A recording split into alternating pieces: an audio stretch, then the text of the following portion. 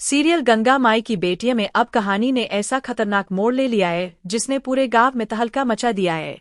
जी हां, आने वाले एपिसोड्स में दर्शकों को देखने को मिलने वाला है ऐसा धमाकेदार ट्विस्ट जिसे देखकर हर कोई हैरान रह जाएगा। क्योंकि इस बार मामला सिर्फ बदनामी, साजिश और दुश्मनी तक सीमित नहीं रहने वाला, बल्कि अब बात पहुंच चुकी है सीधे शादी, रिश्तों और सिंदूर तक। और सबसे बड़ा झटका तब लगेगा जब सिद्धू के हाथों से स्नेहा की मांग भर जाएगी। लेकिन आखिर यह सब कैसे होगा? क्या यह सिर्फ एक हादसा होगा या फिर किस्मत का कोई बड़ा इशारा? और सबसे बड़ी बात, गंगा माई इस सब के बाद क्या फैसला लेने वाली है?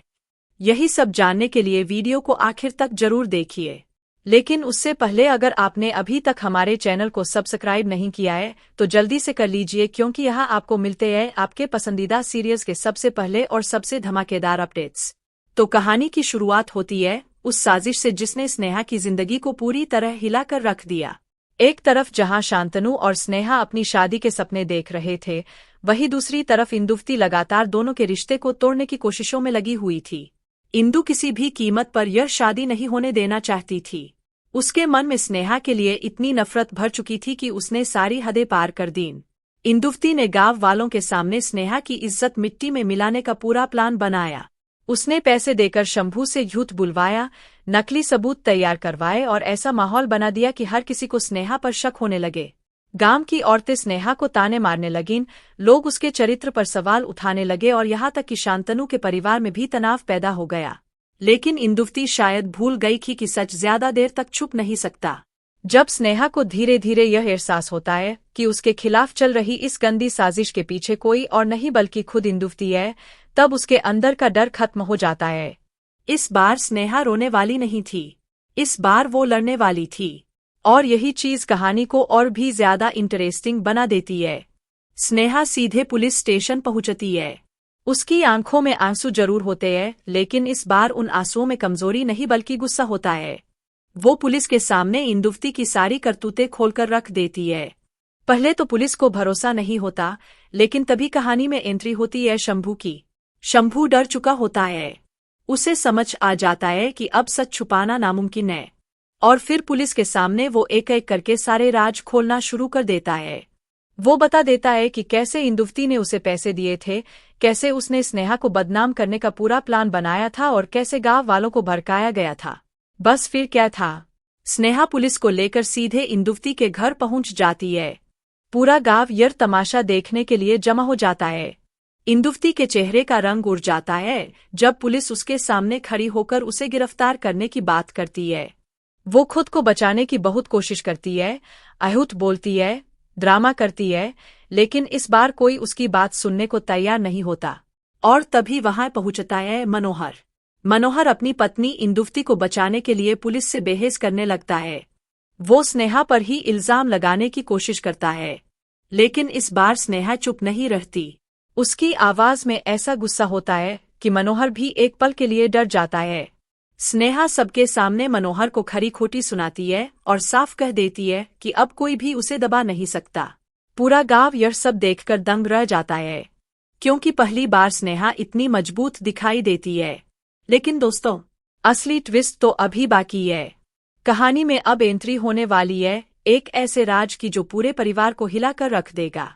क्योंकि दूसरी तरफ पूर्वी की मां ने ऐसा खेल खेल दिया है जिसके बारे में किसी ने सोचा भी नहीं था। दरअसल दुबई में पूर्वी के पिता पर बहुत बड़ा कर्ज था। लाखों रुपयों का लोन उनके सिर पर चढ़ चुका था और उस लोन को चुकाने के लिए पूर्वी की मां ने चुपके से दुर्गावती का कीमती हार बेच दिया। जी हाँ, वही हार जिसे दुर्गावती अपनी इज्जत और परिवार की निशानी मानती थी। अब सोचिए, जब यह सच सामने आएगा तो क्या होगा? एक तरफ पहले से घर में तनाव चल रहा है और दूसरी तरफ यह धोखाधड़ी पूरे परिवार में भूचाल ला देगी, क्योंकि दुर्गावती किसी भी हालत में इस धोखे को माफ नहीं करने वाली। जैसे ही उसे पता चलेगा कि उसका हार बेच दिया गया है, वो आग बबूला हो जाएगी और यहीं से शुरू होगा रिश्तों का सबसे बड़ा तूफान। लेकिन इसी बीच घर में शादी की तैयारियां भी शुरू हो जाती है। जी हाँ, शांतनु और स्नेहा की एंगेजमेंट हो चुकी है और अब पूरे परिवार में शादी का माहौल बनने लगा है। घर को सजाया जा रहा है, मेहमानों की लिस्ट तैयार हो रही है, हल्दी और मेहंदी की रस्मों की तैयारी शुरू हो चुकी है। हर तरफ खुशी का माहौल दिखाई देता है। लेकिन इस खुशी के पीछे छुपा है एक बहुत बड़ा तूफान। सबसे खास बात यह है कि इस बार दोनों शादियां एक ही मैरिज हॉल में होने वाली है। सिर्फ शादी ही नहीं बल्कि हल्दी, मेहंदी और संगीत की सारी रस्में भी वही होंगी। यानी कि आने वाले एपिसोड्स में ड्रामा, इमोशन और हंगामा सब कुछ डबल होने वाला है। अब जरा सोचिए, एक ही जगह पर इतने सारे लोग, इतने सारे राज, इतनी सारी नफरतें और अधूरे रिश्ते। ऐसे में कुछ ना कुछ बड़ा होना तो तय है।